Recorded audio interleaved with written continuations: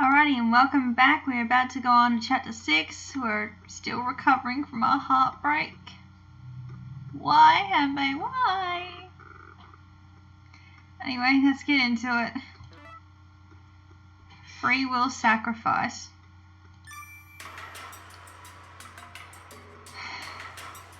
A few hours later, everyone met up in the hall with weary faces.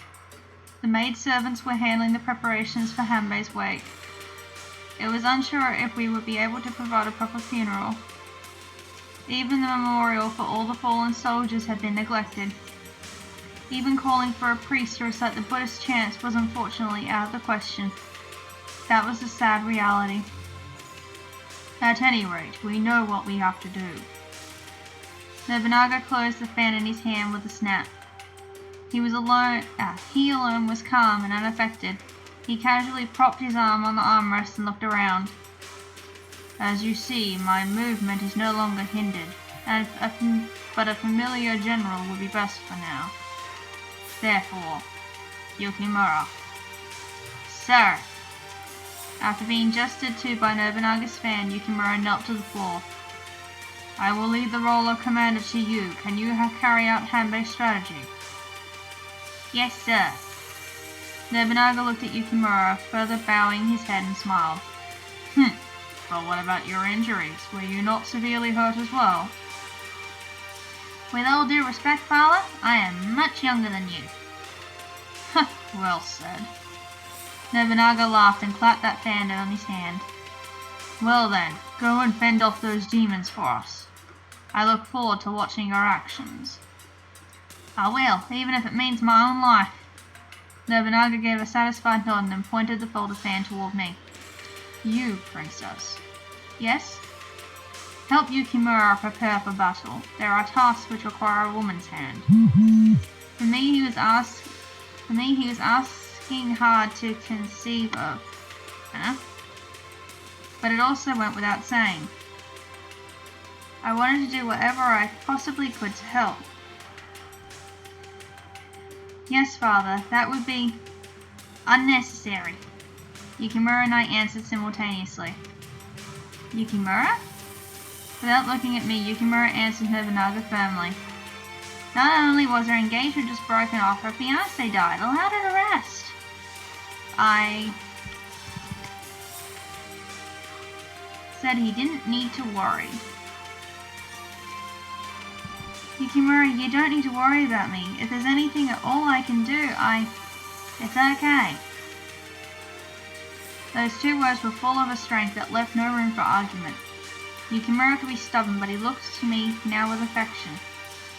It's alright, just rest. There's no way I will let Hanbei's final strategy be in vain. Yukimura. I couldn't say anything more. Hanbei's funeral set to the wayside, the castle became busier than ever. I brought my mending to the maidservant's room and then found Yukimura in the courtyard.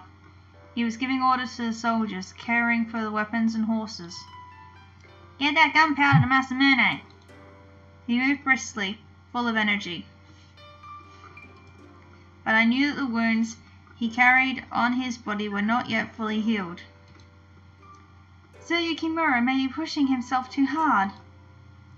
Those were words I heard from the maidservant tending to his care. He wouldn't let me near him. He wouldn't let me help with his nursing at all. That's why all of my information had to come second hand. As I watched Yukimura from behind, I debated with myself. Should I go talk to him, or should I stay quiet? We are going to talk to him. Yukimura, are your wounds all better now?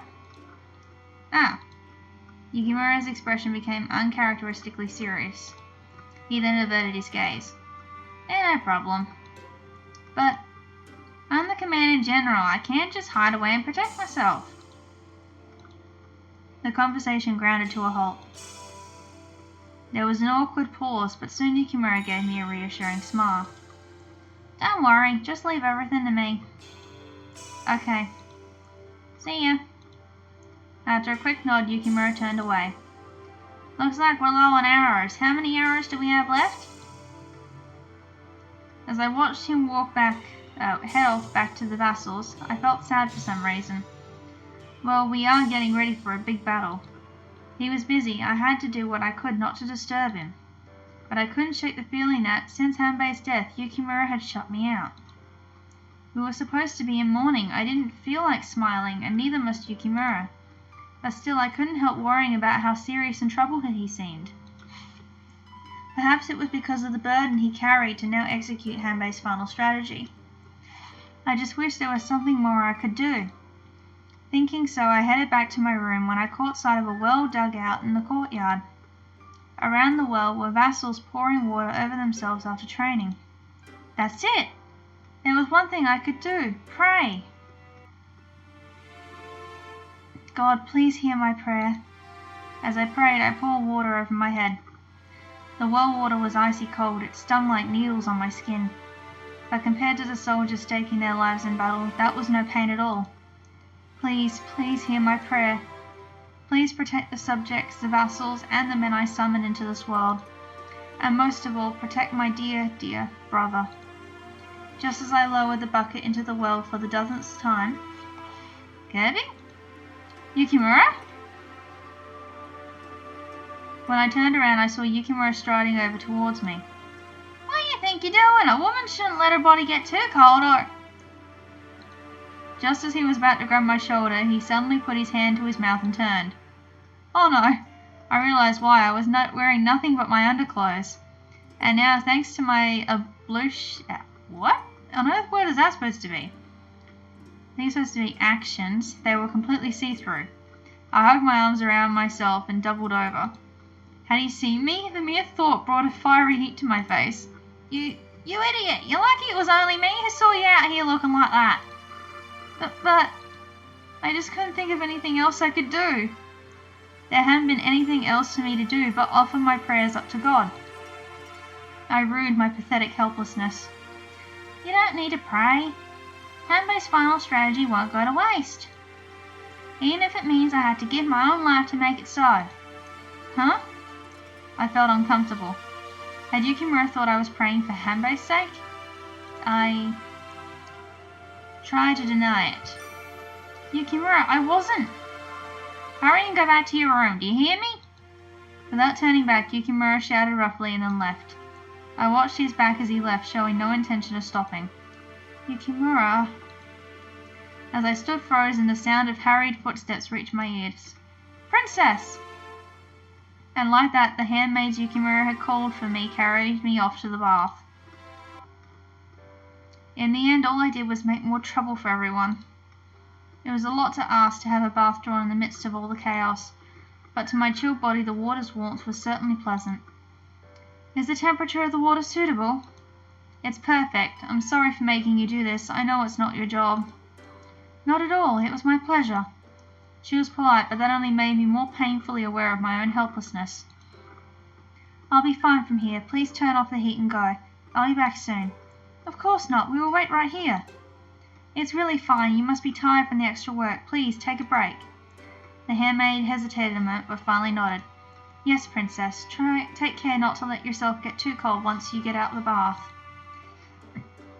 The maid left, and I was left alone in the dim light with a single lamp. I could see stars twinkling in the night sky, visible through the small window. I had to do something. I just had to. I felt compelled by that feeling, but as I looked at the stars, I felt slightly calmed. I feel so helpless. No matter what I tried to do, I always ended up getting in the way. Thinking about it now, the truth hit me once again. As much as I was revered as a princess, all I was a powerless little girl. All of the various servants working so hard at their jobs were of much more value to the world. All I had was this one body. What a trivial, pitiful thing that was. As I curled my body up in the bath, I heard the sound of footsteps. Are you still there? Honestly, you don't need to mind me. Just go lie down and get some rest. I stopped short, finally realizing there was no reply. What's wrong? Curious, I looked back over my shoulder. My eyes fixed on the figure of the unexpected person standing there. Kirby? Yukimura! Why are you... I couldn't sleep, so I was practicing my sword fighting, and then I got sweaty, so I wanted to check and see if there was any hot water left, so... Yukimura stopped speaking. Though we tried not to look at each other, it was impossible to ignore each other's presence. Yukimura was here. He was at my side, and we were all alone. Sorry. I could tell he was about to leave. I heard footsteps. I have a feeling we're still wearing nothing. Run after him. Yukimura! Without thinking, I stood up to run after him, but... Don't stand up, you idiot! Yukimura's shout brought me back to my senses. Ah! I sunk my body heavily back into the bath. How can you be so harebrained? Did you forget that you're naked? I couldn't help it. You were about to leave, so... So what? What did you want? Yukimura hadn't seemed at first so inclined to listen to my explanation. Relieved, I felt the tension flow out of my body. Hugging myself, I spoke, carefully choosing my words. Earlier, when I was praying in the water, I wasn't praying for Hanbei. Huh? Of course I prayed for victory, and for the sake of all the people of the castle and the town.